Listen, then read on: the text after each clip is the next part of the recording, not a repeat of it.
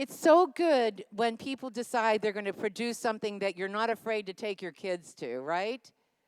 We saw a movie last night that I had to keep fast forwarding. I'm like, oh my gosh, close your eyes. Oh my gosh, shut your ears. It was horrible, and I never expected it from a Jennifer Aniston movie. But anyway, it was there. So this is something that we know the whole family can enjoy, and the person behind this is someone that I've had a tremendous amount of respect for a very long time. And it's so good to see that he's still out there and he's still doing something for the rest of us, isn't it? And that's Rick Santorum.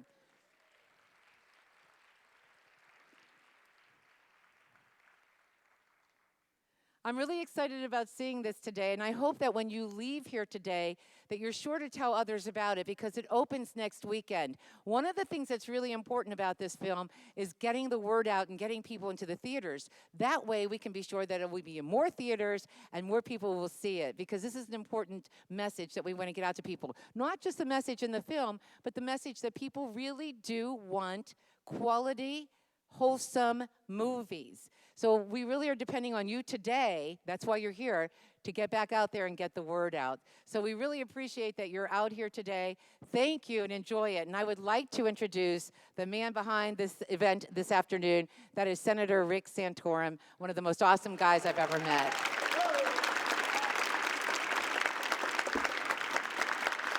Thank you. Thank you, Rose. Thank you for coming out here today, and I just personally just wish you the very, very, very best, and that you get back out there on the radio because your voice is absolutely, positively needed. So say a prayer for Rose, because going through a transition is not an easy thing, and she's awesome. First off, welcome. Thank you for being here. Let me thank all the folks here at Orchard Hill for giving us this wonderful venue. Would you give them a round of applause, the folks here at the church? Thank you. Thank you for that, and I want to, in particular, thank all the folks who worked hard to organize this and pull this together. We've been doing screenings all over the country of this movie. My scheduler, Nancy Garver, is here, and I think we've been about 40 or, you can see we have family here. Which reminds me, where's my mother-in-law? Where's Betty Lee Garver? Where is she? Stand up, Betty Lee. My mother-in-law is here. She turned 88 yesterday, so there you go.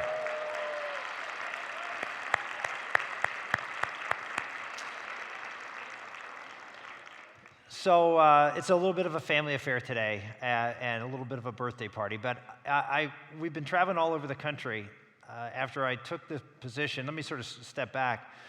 I took the position of CEO of a company called Echolight Studios. You'll see the logo for it on the front of the film. People say, well, how do you go from politics into movies? And my first reaction was, well, if liberal Hollywood producers and actors can get involved in politics, then conservative politicians can get involved in Hollywood. But the real answer is because what they're doing in Hollywood impacts everybody. It impacts the country, and it impacts what's going on in Washington, D.C. It impacts the world. And what we've seen over the past 40 or 50 years is that the messages coming out of Hollywood are redefining what's good, redefining what's true, redefining what's beautiful, redefining what's acceptable, redefining what's healthy, redefining everything. And they have a right to do that. I'm not complaining about it. What I'm going to complain about is that the people who know what the true, the good, the beautiful, the healthy, the right, and the wrong are not doing the same thing. We're not out there producing that content and sharing it with the public in a way that's compelling, with quality, with inspiration, and with the kind of passion that we need if we're going to compete against those other ideas that are being put to the American public on a daily basis. Rose just talked about watching a Jennifer Aniston film. You can't watch any film without having to fast forward or shield eyes or whatever the case may be for your children. But think about what that does for you. What's the new normal? Even though we even have a new TV show, the new normal. Well, how did we get to the new normal? That's how we got to the new normal. They changed what normal is. And again, they have a right to do that. They have a right to speak. I'm not criticizing them for doing it. They have a right to do it. But for the first 1900 years, since the birth of Jesus Christ, Most of the great popular culture was made by or for the church. But then all of this thing, electricity and music, that radio and television came, and the believing community went underground. We stopped producing, we started protecting. We stopped playing offense and we stopped telling stories, and we started playing defense and we started even burning books. That is not the answer. The Bible I read says, "Upon this rock I built my church, and the gates of hell will not prevail against us."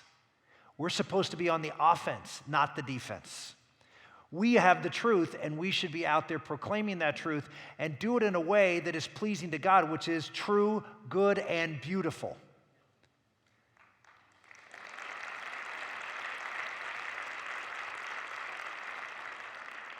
And like it or not, there have been some Christian films that have gone out, with a couple of exceptions, which are well noted, like The Passion of the Christ.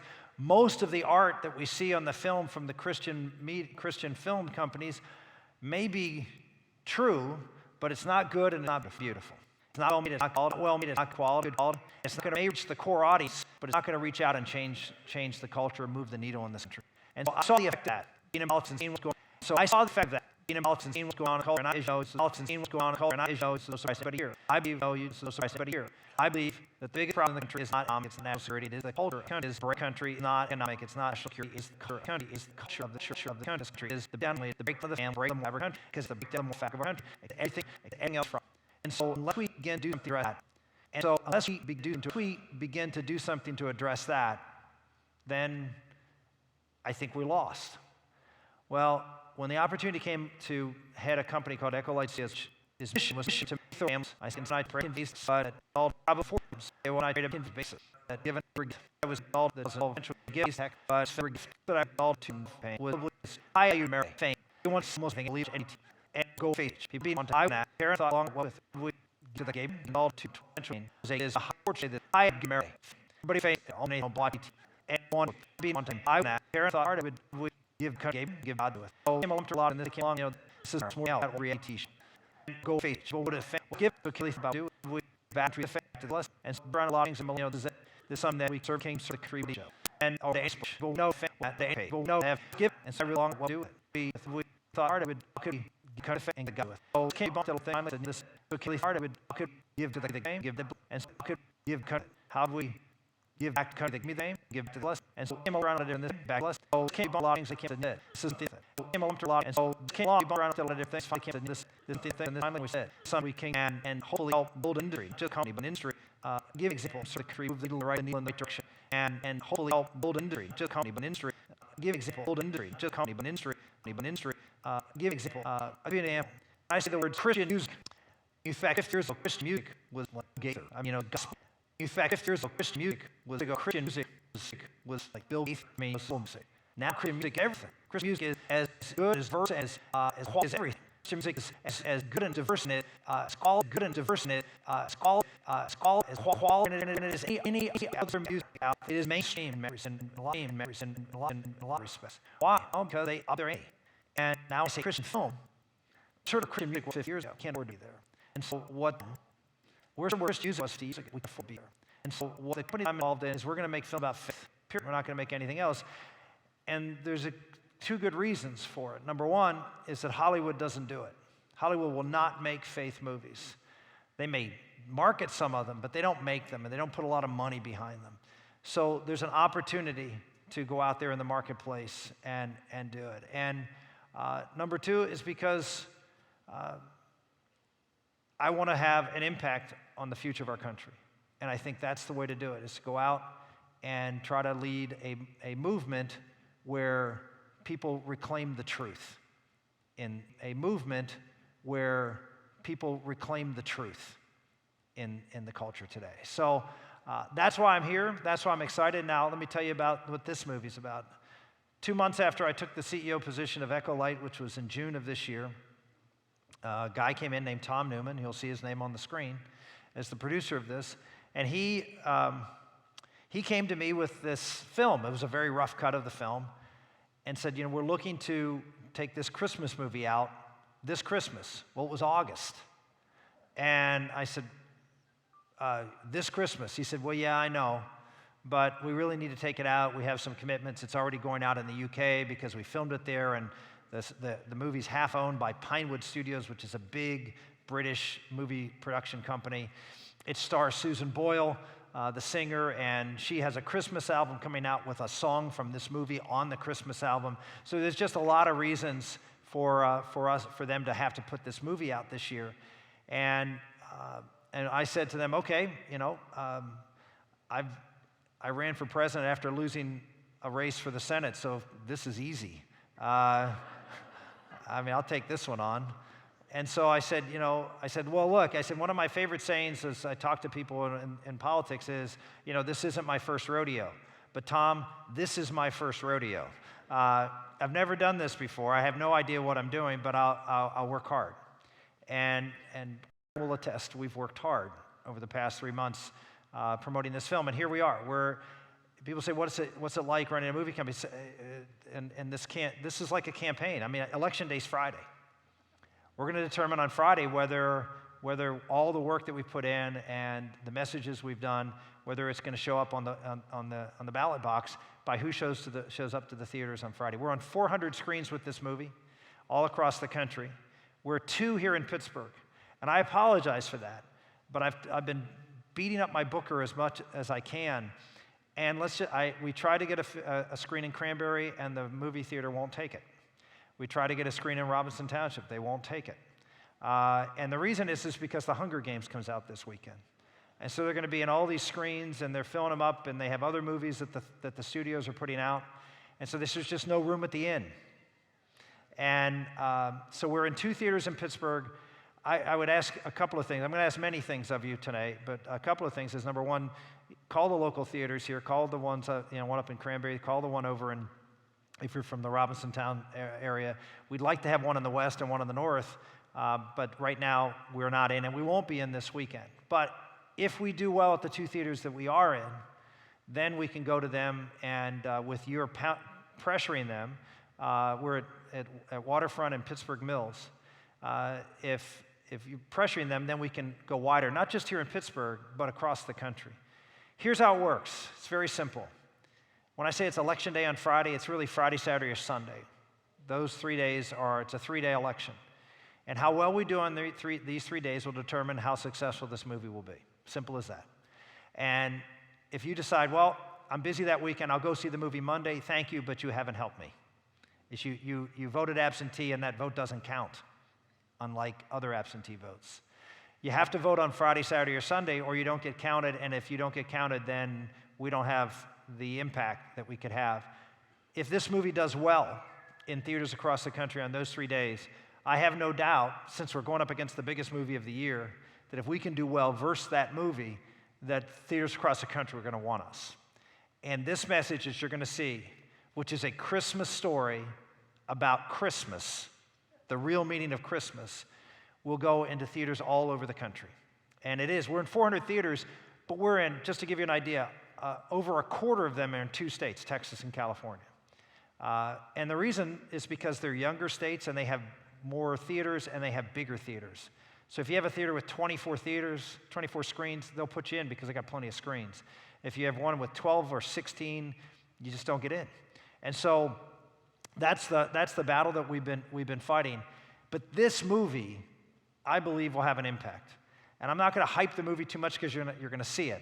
Although you're not going to see it in a movie theater with surround sound and the big screen and the things that happen. All this is pretty close. This movie is a beautiful movie. The cinematographer, the person who photographed the movie, did 11 years of Harry Potter films. The person who is the actors and actresses. The lead character is a guy named Hans Matheson. He played in Sherlock Holmes. He played in Clash of the Titans. He's one of the 4 principals in the new 300, the sequel to 300. The lead female actress is Samantha Barks, who played Eponine in the musical Les Miserables, was on the screens last year. We have Susan Boyle, as I mentioned before. We have Sylvester McCoy, who plays Radagast in the Hobbit movies. We have The janitor, if you will, at the church, who you'll meet, is a big guy, James Cosmo. He played the Scottish father in Braveheart. So I mean, these are all very, very accomplished. The reason Pinewood Studios co-produced this and is taking it out in almost every screen in the UK is because these are very, very famous and well-known British actors and actresses, and you'll see. It's not like your typical faith film. This is a real film that happens to have faith in it. And that's what we should be doing, by the way. We should be making real films that happen to have faith in it. But this brings it together, and it's a Christmas movie, which is about whether Christ is with us, whether God is with us or not. And I challenge you to think of one movie other than a nativity movie, a movie set in biblical times about the birth of Jesus. Name one movie in the last 50 years, maybe even ever, but certainly the last 50 years. Name one movie that was put out at Christmas time that even mentioned the birth of Christ.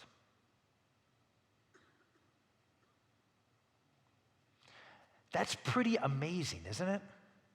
We're talking about Christmas, the biggest season of the year, the biggest retail season, the biggest theatrical season of the year, and Hollywood hasn't made a single movie about what Christmas means to you.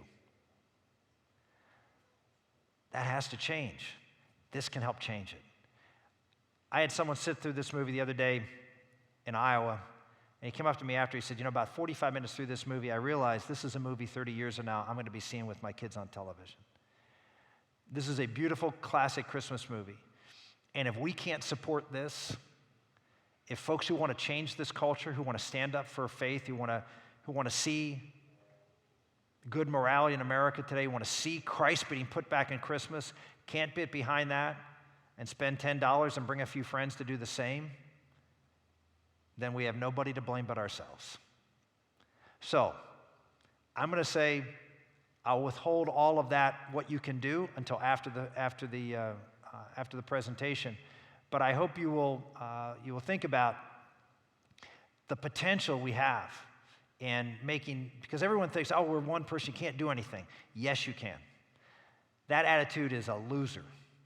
I always say the devil doesn't want good people to do bad things. The devil wants good people to do nothing. Well, you have the opportunity now to do something. You got a tool. You got something you can work with. You got something you can talk about. And I'm going to let you watch it. I've seen it about 10 times, so I'll be in and out. But I will look forward to coming back and chatting with you afterwards and giving you your assignment. Thank you all very much. God bless.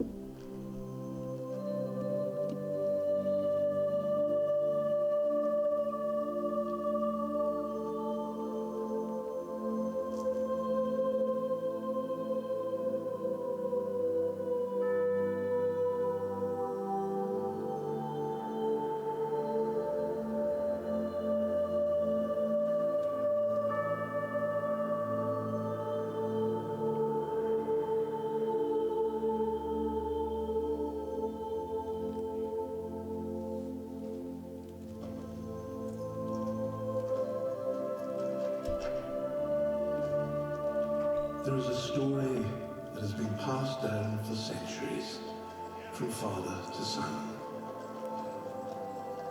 Legend has it, a certain man came to live in the village of Gladbury. He was a good-hearted man, devoted to his family and his craft.